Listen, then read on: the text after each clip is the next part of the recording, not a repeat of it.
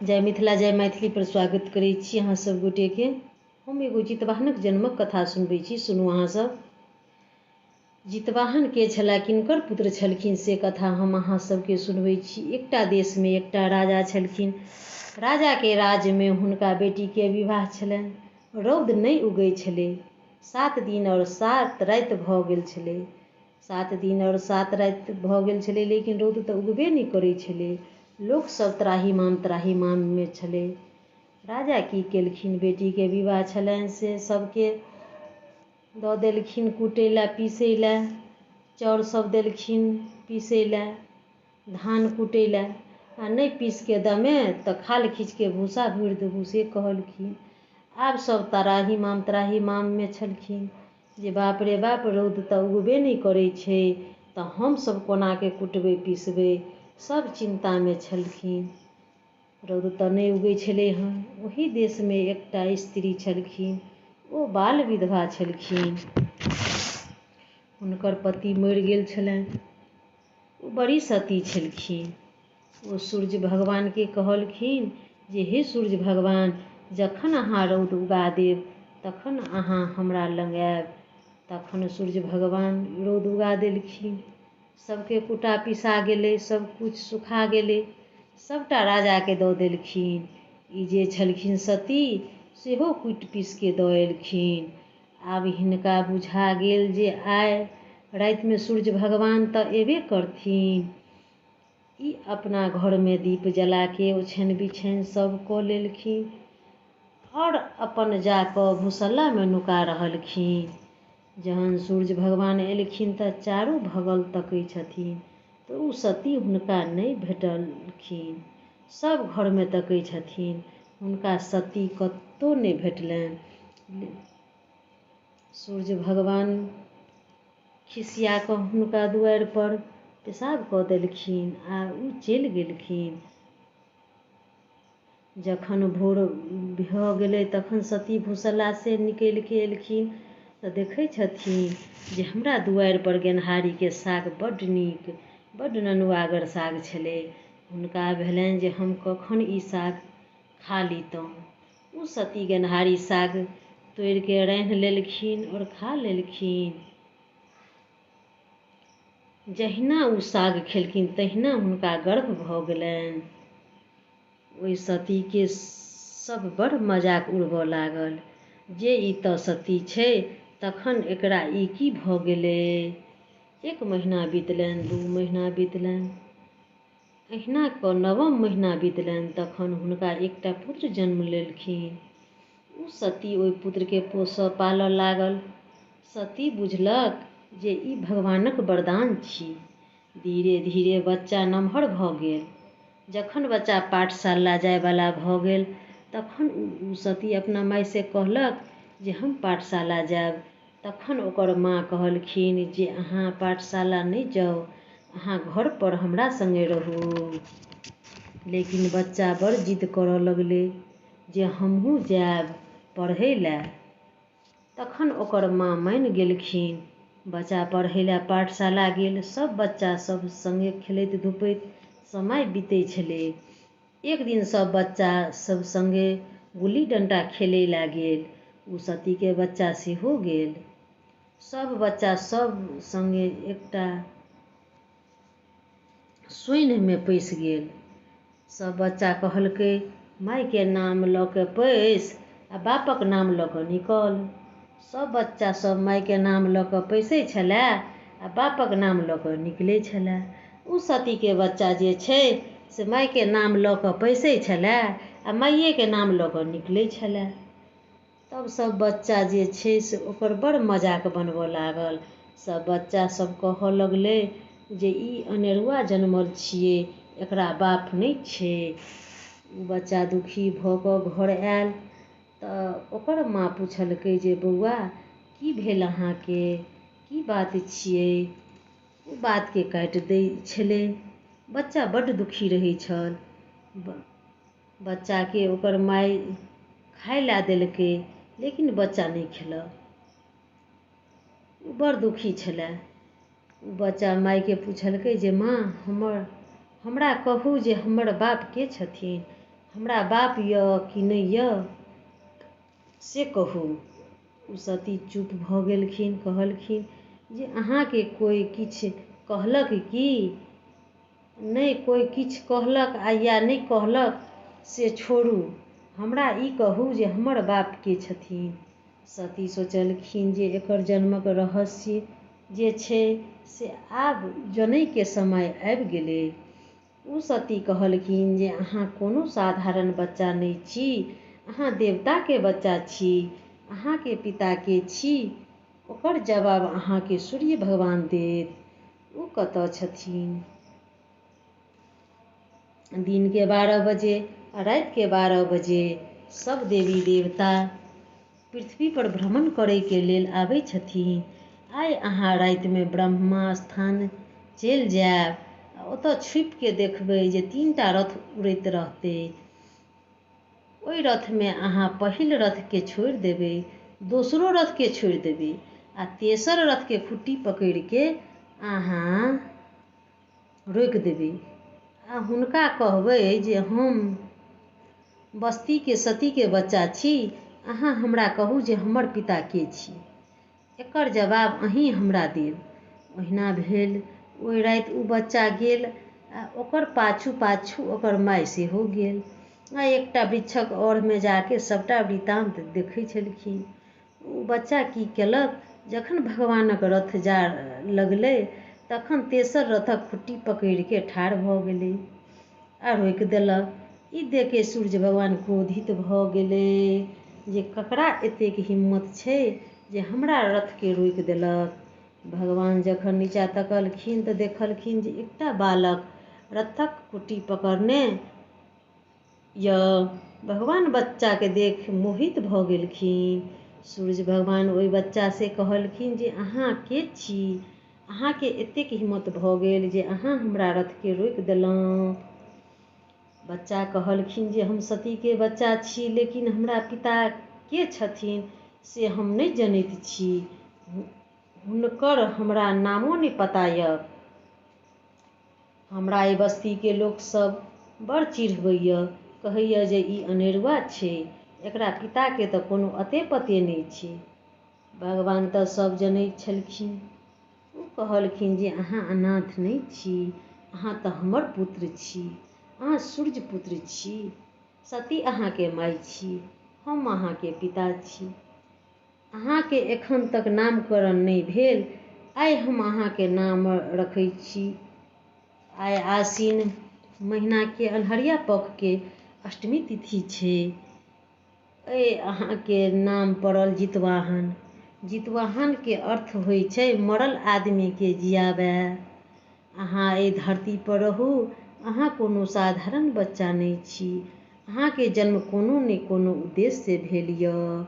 ओकर उद्देश्य यह अछि जे एहि धरती पर में जे स्त्री लोकनि जे आश्विन मास के अष्टमी तिथि के जे ई व्रत करथिन, हुनकर बाल बच्चा सदा दीर्घायु रहतनि। ई वरदान हम अहाँ के दैत छी जे अहाँ हुनका बच्चा सबके रक्षा करब। एहि धरती पर अहाँ के बहुत यश हैत, अहाँ बहुत नाम कमाएब। बच्चा सबटा बात सुनै छलै। बच्चा कहलकै हमरा लग तऽ किछो छेबे नहीं करै तऽ हम मरल लोक के कोना जिया सकै छी? हम लोकक बाल बच्चा के रक्षा कोना करबै? भगवान कहलखिन जे हम अहाँ के दऽ रहल छी न, 1 सालक शक्ति हम अहाँ के दऽ रहल छी जे अहाँ 1 साल तक लोकक मदद करबै। आ जे स्त्री ई जितिया व्रत करती, सप्तमी के नहा के तेल खैर चढ़ौथिन और खीरा औकरी के प्रसाद चढ़ेती, वह प्रसाद से पारण करती। जतेक लोक सब ई व्रत करती, हुनका निसी भाग राति में 2.5 घूंट खून अहाँ पीब लेब। वह खून पीला से 1 साल तक अहाँ के शक्ति रहत। जैसे हुनका सभक बाल बच्चा के अहाँ पृथ्वी पर में रक्षा करब।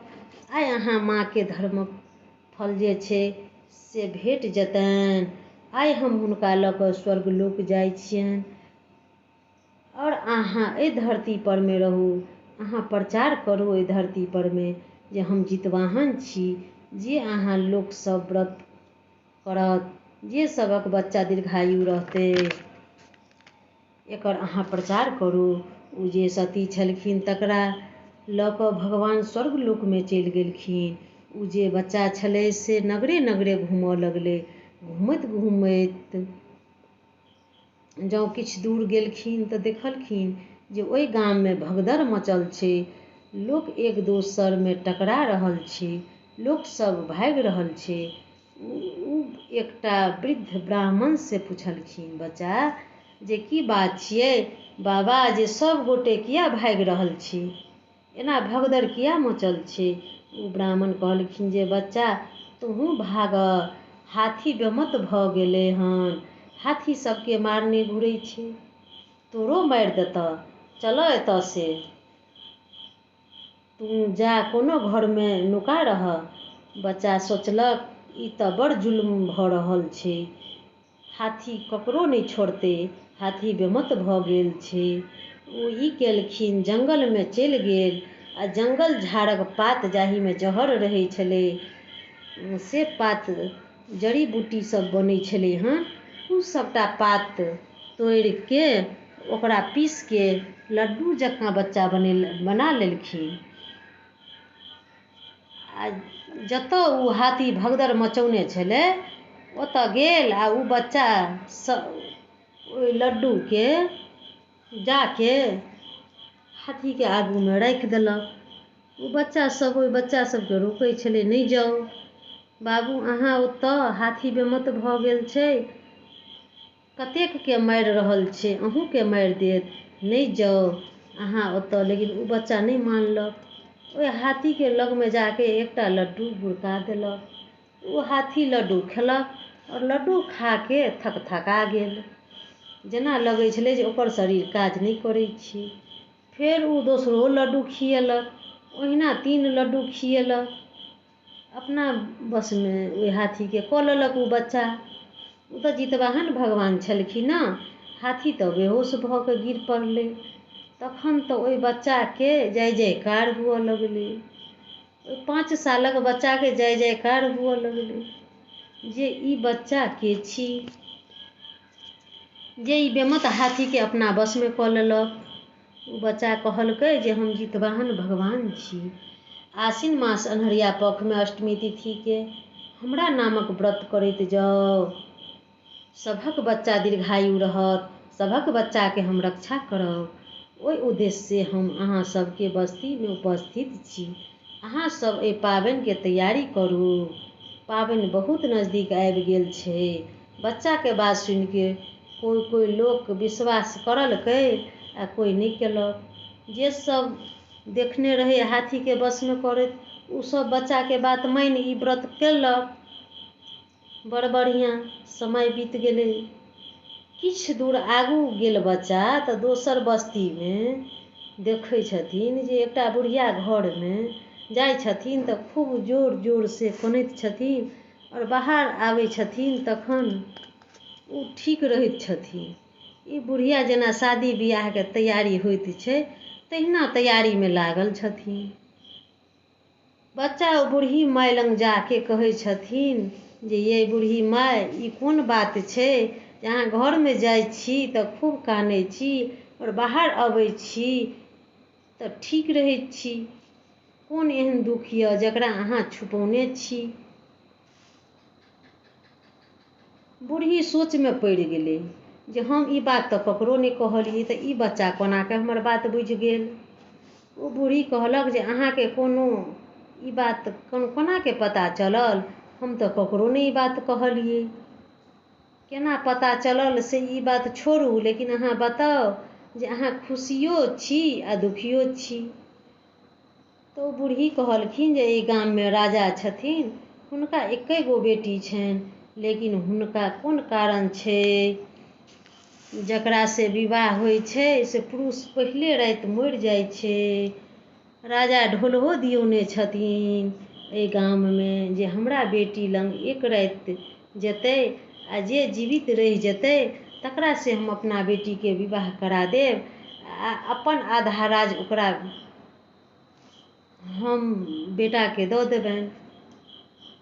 तैँ आइ हमरा बेटाके पार छियै एहि गाममे बड़ लोक मरि गेलै, ताहि लऽ कऽ हम दुखी छी आ खुशी छी जे हमरा बेटाके बियाह हैत।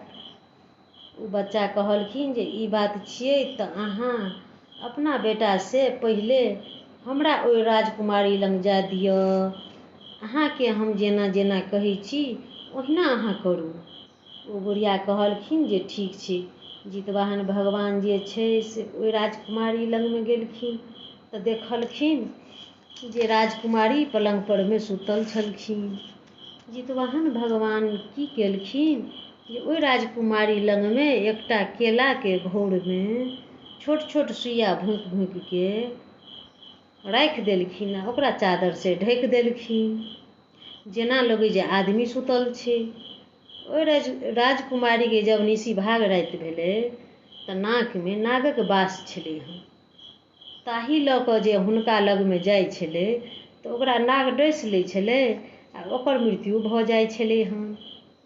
एक लेके ओ राजकुमारी नाग कन्या छलै, तैँ इल्जाम ओहि राजकुमारी पर आबि जाइ छलै, लेकिन राजकुमारीके एकर कोनो जानकारी नहि छलनि। जब निसी भाग राति भेलनि तखन ओ राजकुमारीके नाकसँ ओ नाग निकलि के ओहि केला पर अपन फन मारलक तऽ हुनका ओ सुइया चुभि गेलनि। तखने राजकुमारीके नाकसँ खून निकलऽ लागल। जितवाहन भगवान ओहि घरमे छुपिके सब वृतान्त देखैत छलखिन हँ। तखने तलवारसँ ओकरा काटि देलखिन आ तखने ओ नाग तऽ मरि गेलै, 2 टुकड़ी भऽ गेलै। ओहि नागके पलंगके तरमे कपड़ासँ ढकि देलखिन आ तखन ओहि घरसँ ओ निकलिके चलि एलखिन। ओहि बुढ़िया मायके कहलखिन जे आब अहाँ अपना बेटाके राजकुमारी लग पठाउ आ हुनका बेटासँ कहलखिन जे अहाँके राजा भोरमे पूछत जे अहाँ कोनाके बचि गेलहुँ, तखन अहाँ कहबनि जे राजकुमारीके नाकमे नागक बास छलनि हन, ताहिसँ ओ सबके डसि लै छलै आओर ओकर मृत्यु भऽ जाइ छलै।